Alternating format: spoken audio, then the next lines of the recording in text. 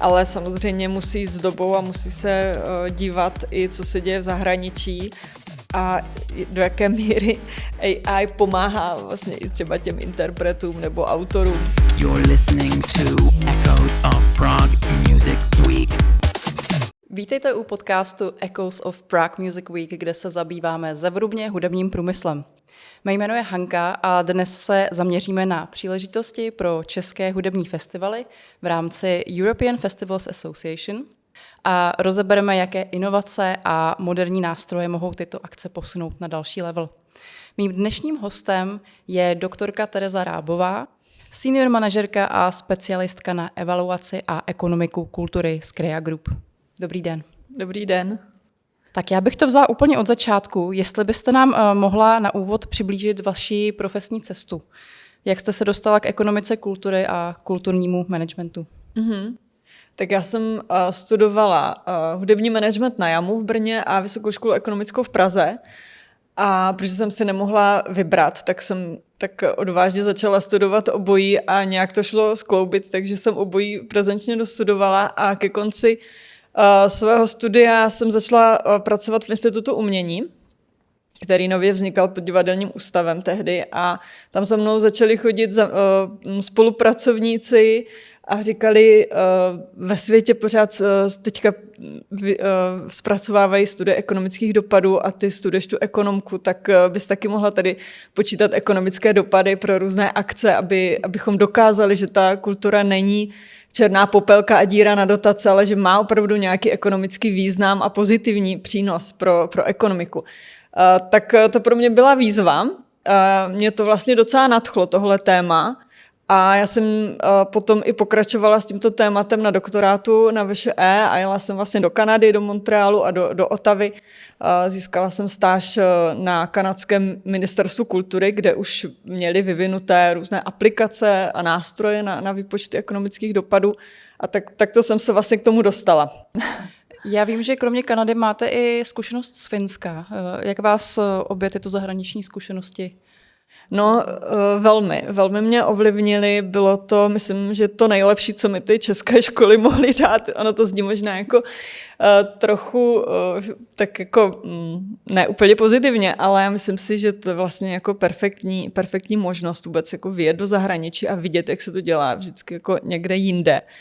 A to vám otevře oči. Takže i ta Sibelius Academy, kam jsem jela díky JAMu, byla obrovským zážitkem v podstatě, protože tady vůbec ty akademie české vzdělávají lidi především v té klasické hudbě, když to na Sibelius Academy už tehdy před 20 lety byly obory jako rocková hudba, populární hudba, folklorní hudba. A takže vůbec vlastně opravdu to otevírá obzory a je to velmi inspirativní. Takže doporučujete každému vycestovat. Opravdu doporučuji. No. Spolupracujete s institucemi, jako je Národní síť zdravých měst a Institut umění. Jak tyto spolupráce formují vaši práci? Tak Institut umění mě opravdu jako formoval asi 10 let. Díky němu jsem vlastně nahlédla pod pokličku všech kreativních průmyslů a všech kulturních oborů. Tehdy vlastně se vyvíjely vůbec různé metodiky i na evropské úrovni, jako trojsektorová tabulka, vůbec vlastně pojmenovat, co to je kultura, co to jsou kreativní průmysly. My jsme vyvíjeli různé studie, kde jsme zjišťovali potřeby jednotlivých oborů, ať už to byla literatura, hudba, tanec, až po design a podobně. Takže to mě velmi vlastně pomohlo a doteďka spolupracujeme s Institutem umění. A co se týče Národní sítě zdravých měst, tak to je taky zajímavá kapitola. Ta spadá vlastně, nebo tam spadala důležitá aktivita pod Ministerstvo životního prostředí a to je místní agenda 21 pro samosprávy, pro obce a regiony a vlastně obce a regiony zpracovávaly audity udržitelného rozvoje.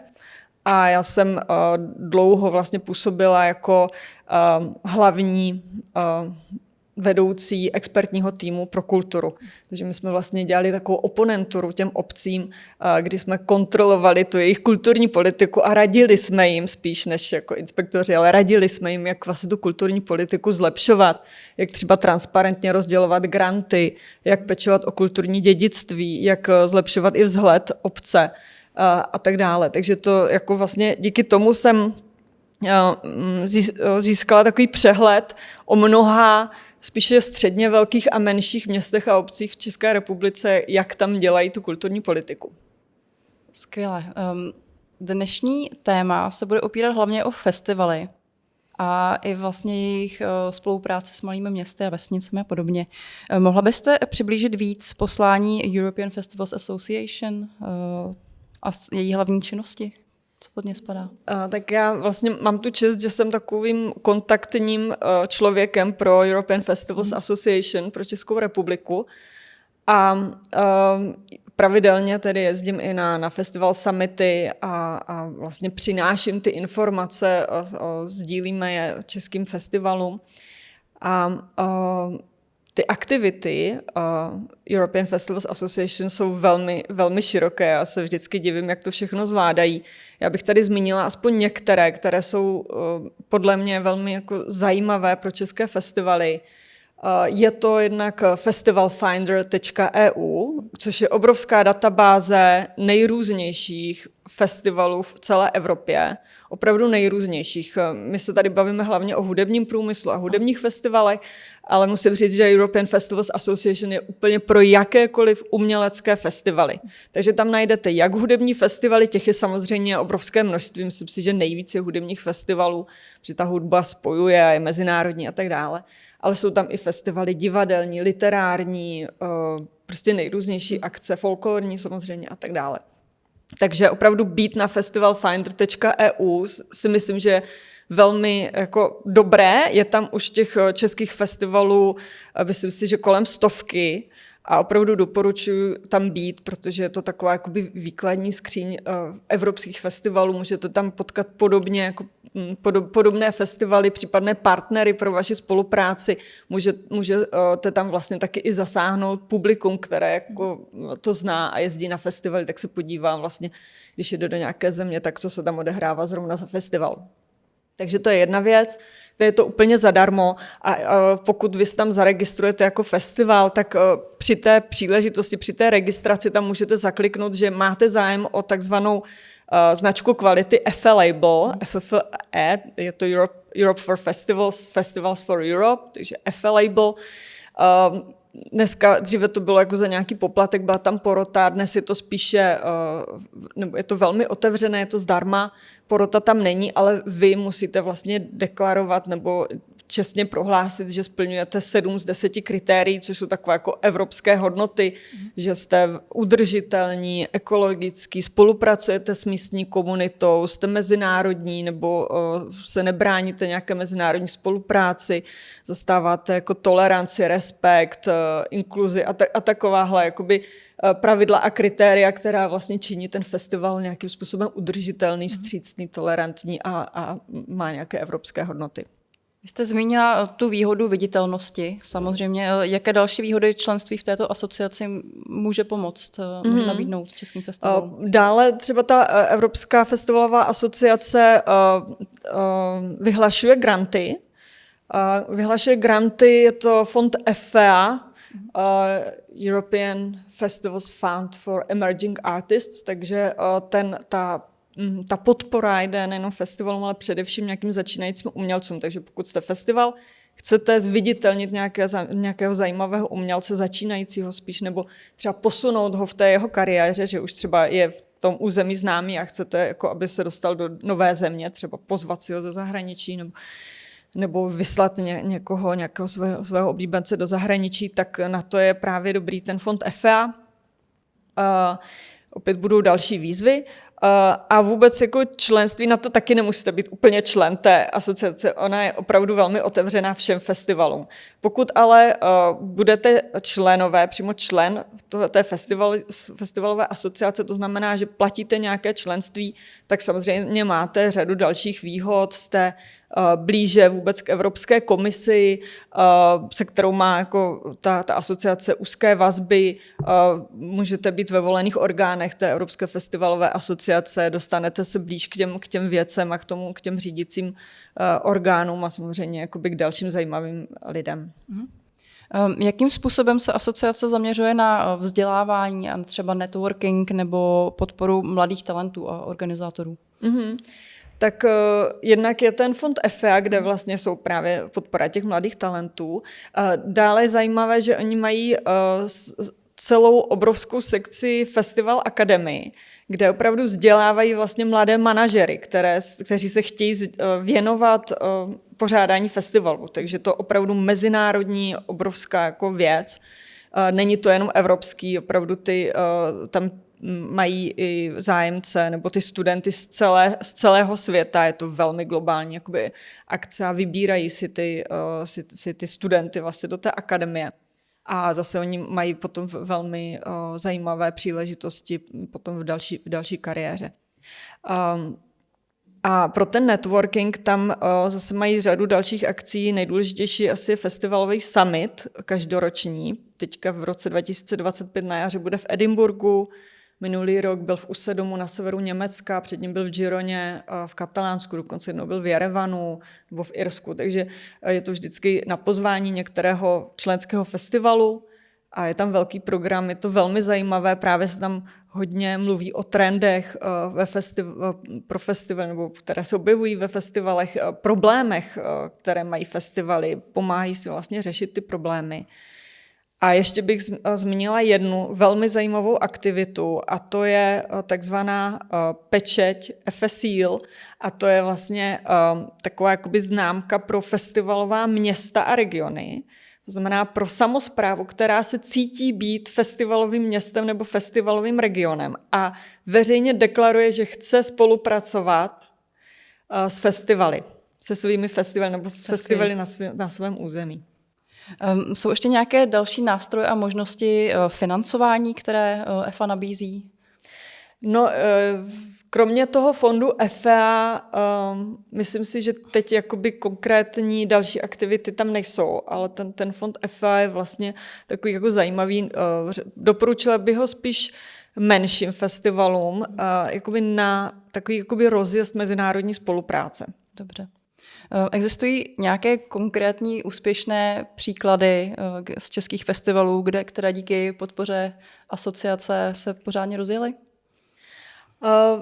Jsou to vždycky takové, jakoby, ta podpora, finanční podpora té asociace není zas až tak velká, to je potřeba si uvědomit, ale myslím si, že po celou tu dobu, kdy jako řada festivalů, tady českých, tu Evropskou festivalovou asociaci zná, spolupracuje s nimi, tak mezi nimi bych jmenovala třeba Pražské jaro, Pražské kvadrienále, scenografie a divadelního designu, Tanec Praha, teďka z posledních vlastně, co vím, kdo dostal ten grant EFA, tak je třeba Malá inventura, to je teda divadelní festival, nebo Uroboros festival.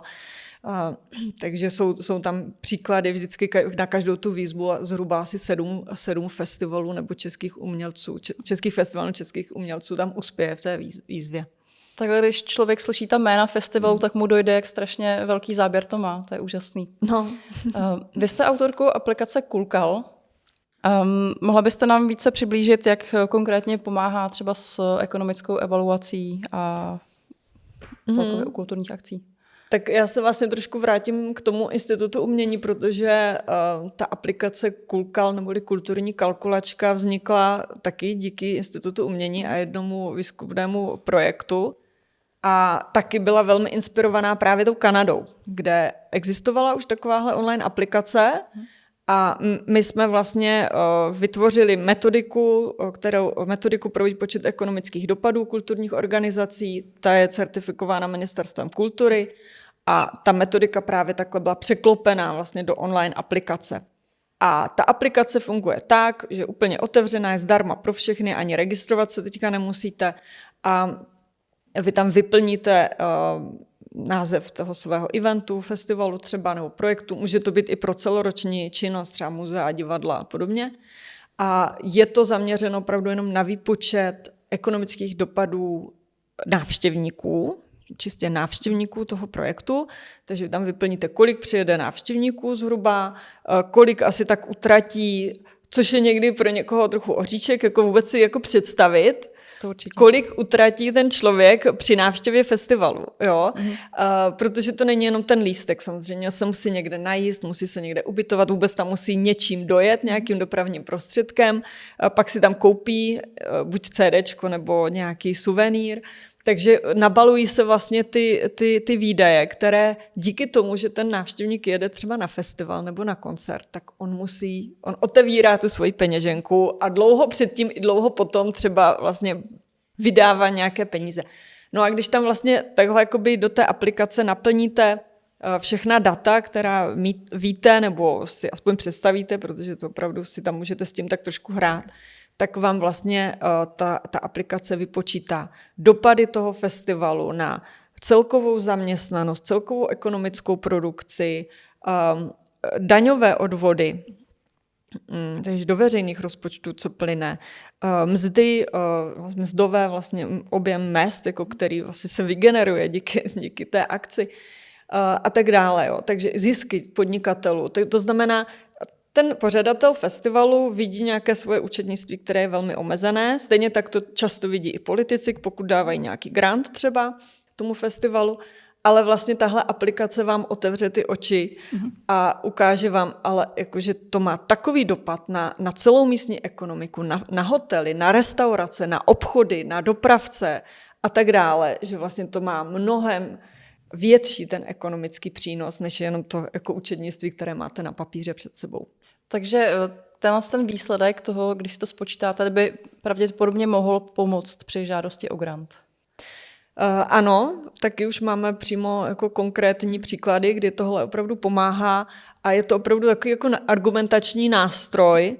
Já bych jenom doplnila, že jako mnohem, tohle je fakt taková jako demo verze v podstatě. My když děláme ty dopadové analýzy jakoby přímo odborně, tak my k téhle části, kterou vám relativně jakoby nějakým způsobem dokáže ten Kulkal spočítat, tak my počítáme další důležitou část a to je dopad samotných výdajů toho festivalu, řekněme. Právě to, co vidí ten pořadatel na tom papíru. Ten Kulkal to nepočítá, ale vlastně my pracujeme i s těmito výdaji přímo toho pořadatele. A potom ještě doplňujeme další neměřitelné dopady a přínosy, jo? A to jsou právě ekologické nebo vůbec jako dopad na tu společnost, na soudržnost, na identitu místní komunity třeba. Spousta dalších aspektů tam může být na vzdělávání, jo? Vůbec na cestovní ruch, na prestiž toho regionu, na PR a tak dále. A potom vlastně, co ještě nabízíme, tak je jako, že my s tou studií jdeme a my jako nezávislý expert dokážeme ty čísla vysvětlit, obhájit, víme, co zatím je, proč to tak vychází a vlastně děláme i tu službu, že můžeme jít i na to zastupitelstvo nebo prostě za nějakým jako přímo třeba, ať už to je samospráva nebo nějaká veřejná správa nebo sponzor, tak jako dokážeme o tom diskutovat a obhájit to. Dokáže to mnohé zachránit. Jako je pravda, že už právě jsme se setkali i s tím, že vlastně i třeba na základě těch dat z Kulkalu takhle někdo jakoby přišel, je to jenom polovina vlastně té dopadovky a ještě jakoby, když to prezentuje někdo těm politikům, hele, jak jsme dobří, tak víme, že politici řekli, tak když jste dobří, tak my vám už nedáme ani korunu. Jo. Takže je to opravdu vždycky potom o té komunikaci, je to o lidech, jak to vlastně vysvětlit a jak se s tím dá potom pracovat. Nicméně je to úžasný digitální nástroj a znáte ještě nějaké další digitální nástroje, případně nástroje umělé inteligence, které byste doporučila organizátorům? Mm-hmm. No já ještě vlastně k tomu Kulkalu jenom řeknu, že i když jakoby je to nějaká demoverze, řekněme, tak si myslím, že jakoby díky tomu Kulkalu se vůbec podařilo vlastně rozšířit tu osvětu o ekonomických dopadech kultury jako do celé české společnosti a i jakoby za hranice, ale samozřejmě jako v zahraničí taky jako se počítají ekonomické dopady akcí. K těm dalším nástrojům samozřejmě teď je obrovský boom umělé inteligence. Myslím si, že každý už jakoby zkusil ChatGPT nebo Gemini nebo Copilot nebo něco takového. Takže já myslím si, že do toho se úplně pouštět nebudu, ale samozřejmě je to velké téma. Myslím si, že i pro ten pro ten hudební průmysl. Já možná, co vlastně mě chybí celkově v hudebním průmyslu z hlediska pokroku digitalizace, modernizace, tak mě tam strašně chybí to, že jako hodně lidí už si nemá kde pustit CDčka. A v momentě, kdy vy chcete teď dát jako vánoční dárek někomu, tak prostě tady ten hudební průmysl přichází o mnoho. Jo? A všichni už jsou na těch streamovacích platformách a tak dále, ale v momentě, kdy vy chcete dát dárek někomu a víte, že se mu líbí nějaká hudba, tak vlastně musíte tady není žádný další. Prosím. Musíte k tomu koupit rovnou i přehrávač. No, nebo prostě někdo už jakoby dává k CDčku link ke stažení nebo flashku, jo, ale prostě tohle není domyšlené a to si myslím, že hudební průmysl jako já nevím, jestli zaspal, nebo prostě tady mu uchází spoustu jakoby klientů v podstatě. Ono už je to takový, že v současné době CDčka a vinyly v podstatě působí jako část merče. Že už ty lidi si to ani vlastně neposlechnou fyzicky, jenom si to někde vystaví a jsou rádi, že to mají, dají si to do sbírky a stejně si to pustí přes to Spotify. No. Takže, ale je to škoda, jako zrovna jsem si říkala, že poslouchat fyzicky vinyl je přece jenom hezký zážitek. No, když si to vezmu tak, že byly kazety, nebo ještě předtím byl vinyl, pak byly takový ty další pásky, pak byly kazety, pak bylo CDčko, pořád se vlastně něco jako vyvíjelo a pak už nic. No, tak uvidíme, jako jestli se posuneme někam do té virtuální reality a jestli půjdeme touto cestou. Nicméně já bych se posunula ke kulturní politice a regionálnímu rozvoji. Jaké vidíte hlavní trendy v oblasti kulturní politiky, které dnes ovlivňují české festivaly? To je docela zajímavá otázka. Já to i vidím na té evropské úrovni, kdy, jak jsem zmínila, EFA iniciovala tu síť festivalových měst a regionů, FSIL. Dokonce máme tam českého člena, Olomoucký kraj se takhle zapojil jako člen tady té festivalové sítě. A to znamená, že deklaruje nějakým způsobem, že chce spolupracovat s festivaly, uvědomuje si tu jejich důležitou roli, chce je nějak podporovat a rozvíjet nějakou spolupráci. Což je jako super a řekla bych, že to je jakoby ten pozitivní trend, kdy čím dál víc ta veřejná správa si uvědomuje tu roli festivalů, jakou roli můžou mít ty festivaly vůbec na společnost, na nějaké vzdělávání, na vůbec komunikaci třeba i jako dost složitých témat, nebo na propojování společnosti, různých minorit a tak dále. Takže jako to jsou ty osvícené kulturní politiky, bych řekla. Ale samozřejmě pořád se setkáváme s tím, že někde jsou i takový nepřátelští politici, vlastně jenom vidí ten hluk. Prostě samozřejmě každá velká akce nese i nějaké negativní aspekty. Takže vidí jenom to špatné a odmítají jakoukoliv spolupráci. Nicméně myslím si, že vůbec v České republice je čím dál více měst a krajů, které mají zpracovanou kulturní strategii, což je velmi pozitivní trend. A samozřejmě každá kulturní strategie musí počítat i s festivaly na tom území a nějak s nimi pracovat. Takže to si myslím, že je velmi dobrý trend jako vůbec v České republice, že tohle se daří nastavovat a čím dál více krajů, čím dál více obcí, které si nechávají zpracovat kulturní strategii. Super. A jakou tady roli hraje kulturní politika v ekonomickém rozvoji regionu? No, velmi významnou a naštěstí si to taky hodně obcí už uvědomuje a my děláme ty kulturní strategie nebo strategie kultury i cestovního ruchu, někdy i sportu pro města, pro kraje.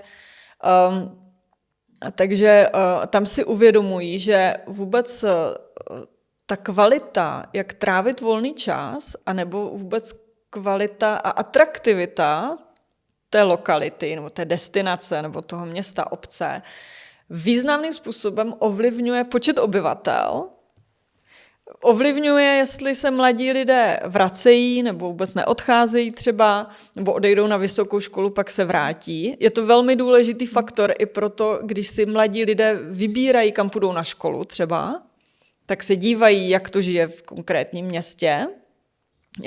Je to prostě důležitý faktor.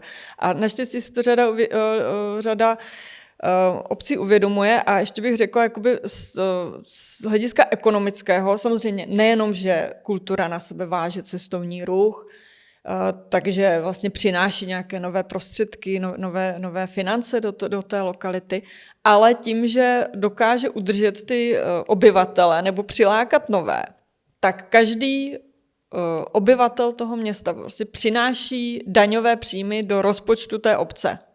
Jo, tak je to tady nastavené, že prostě všechno se přepočítává přes centrál, takže vlastně každý takový obyvatel obce, který se a jsou takové případy, že se přistěhují díky kultuře, díky nějakému zajímavému počinu, tak přináší vlastně nepřímo prostředky do rozpočtu obce.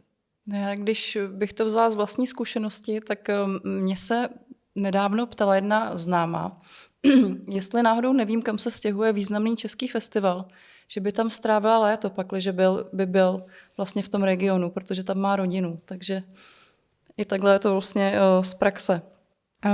Chtěla bych se zeptat, s jakými problémy se čeští organizátoři festivalů potýkají z pohledu státní podpory? No, tak samozřejmě státní podpora festivalu teď klesla, pokud vím. Pořád to není jakoby dostatečně silné téma. Teď ještě v době škrtů je to vlastně takový smutný případ, jak se škrtají peníze i pro ty festivaly.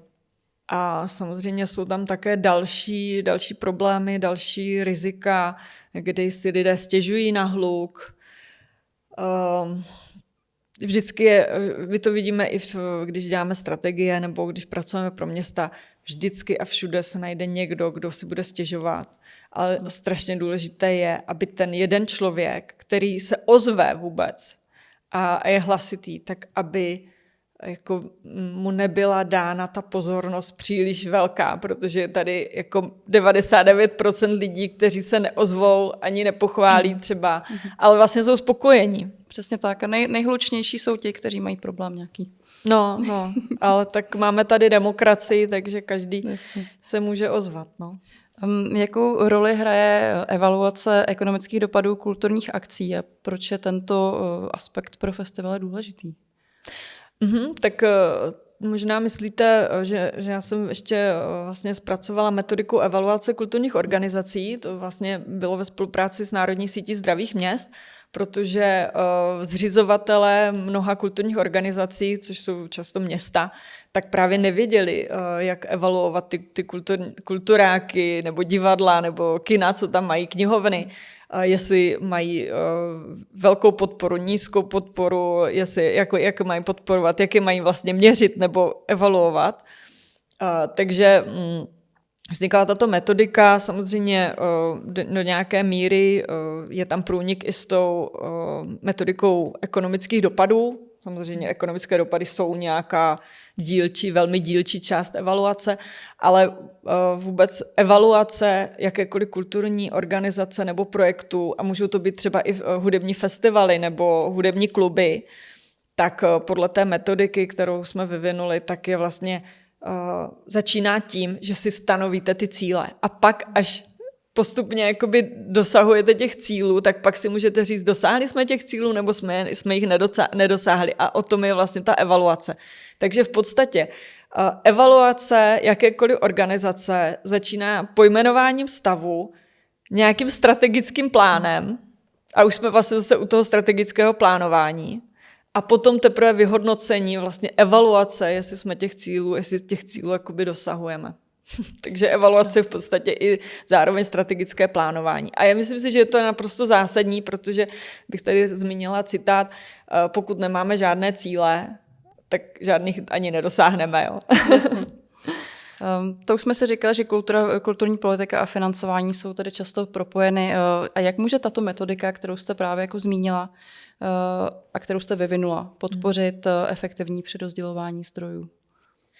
No tak efektivní přerozdělování zdrojů, k tomu vlastně ta metodika úplně jako neslouží. Ona slouží víc těm organizacím, než těm zřizovatelům, řekněme, že by těm zřizovatelům neříká, komu mají dávat kolik peněz. Jo. To je vždycky strašně individuální. Takže spíš stejně jako ty ekonomické dopady a kulka, tak i tahle evaluace, jakákoliv evaluace a nějaký strategický plán organizace může vlastně být jako velmi dobrým argumentem, proč stojí za to tu organizaci podpořit. Dobře.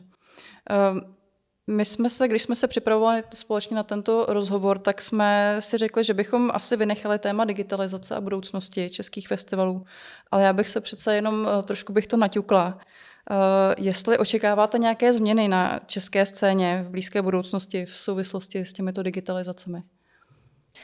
Tak určitě velký trend jsou právě ty digitální platformy, jako je Spotify, MusicJet a tak dále. Tak to je samozřejmě důležité. Můžou tam být samozřejmě i playlisty přímo jako konkrétních festivalů, nejenom interpretů. Jako jestli se celá česká hudební scéna změní pomocí tady těch, nebo díky digitalizaci nebo AI, myslím si, že úplně jako razantně ne, ale samozřejmě musí jít s dobou a musí se dívat i, co se děje v zahraničí a do jaké míry AI pomáhá vlastně i třeba těm interpretům nebo autorům. To potom asi je individuální a uvidíme, jako do jaké míry to bude významné. Dobře. A myslíte, že může digitalizace přispět k nějakému udržitelnému rozvoji kulturních akcí? No ještě vlastně mi napadá jedno téma, což je strašně zajímavé a je právě hodně viditelné na festivalech, což jsou cashless náramky. Jo. A to je jako velmi zajímavá věc. To je vlastně jakoby digitalizace úplně par excellence, jako a je velmi už rozšířená na velkých festivalech a díky těm cashless náramkům organizátoři mají neuvěřitelná data. A díky tomu, že mají data, tak přesně ví, kdo tam chodí, přesně ví, jaké má potřeby, oni ví, jak cirkulují ty lidi, co je zajímá, co se jim líbí, co se jim nelíbí, dokážou je zasáhnout marketingově, takže i ten marketing je velmi efektivní, nemusí prostě dělat billboardy úplně všude, protože to je často neefektivní a velmi drahé, takže jakoby dobrým zacílením. Takhle to vlastně ta digitalizace krásně může šetřit náklady. Jo, a zároveň oko. Teda, prosím. A naše oko. No, a je to, ono je to vždycky prostě někdy kontroverzní takový téma, že opravdu potom vlastně třeba tady v tomhle případě ty organizátoři vědí o těch návštěvnících úplně všechno. Jo, takže jako někdo upozorňuje na to, že to může být jako nebezpečné. Na druhou stranu já jsem velký zastánce toho, aby všechny kulturní organizace věděli, kdo jim tam chodí, dělali si z toho statistiky, aby věděli, jak se jim opakují návštěvníci, jestli se jim daří zasahovat i nové publikum, udržet to stávající, odkud jsou ty návštěvníci. Já možná odbočím třeba k divadlům, tady vzniká nová právní forma veřejná kulturní instituce a jedním z důvodů vlastně bylo, aby ta zřizovaná divadla, která jsou placená městy, tak aby mohla dosáhnout na krajské peníze a měli spoluzřizovatele v podobě kraje. Ale proč? No, protože oni ví, že třeba třetina těch návštěvníků přichází z kraje a ne z toho samotného města. Takže musí mít data, aby s tím mohli jít za tím krajem a chtít po nich nějaký příspěvek v podstatě. A zase jsme u těch dat a musíte vědět, kdo vám tam chodí, jaké mají potřeby a potom se dobře argumentuje i u veřejné správy, u soukromých sponzorů a tak dále. Měla byste nějaké doporučení organizátorům festivalu, pokud jde o investice do těchto digitálních nástrojů? No, myslím si, že jako těm investicím se nevyhnou, pokud chtějí být konkurenceschopní. A myslím si, že je to jako pro řadu organizátorů jako ten směr. No, nevím, jako potom vlastně u těch návštěvníků, jestli jim to bude vadit nebo nebude vadit, je tam vždycky najednou všechno jídlo, pití a tak dále, všechno dražší, je tam nějaký aktivační poplatek, jo, což třeba můžou nést nelibě, ale myslím si, že pro ty organizátory je to jako určitě jako efektivní. Tak budeme doufat, že budou efektivní všichni. Já vám děkuju za vaše cenné rady a přeju mnoho úspěchů. Děkuju moc za pozvání. You're listening to Echoes of Prague Music Week.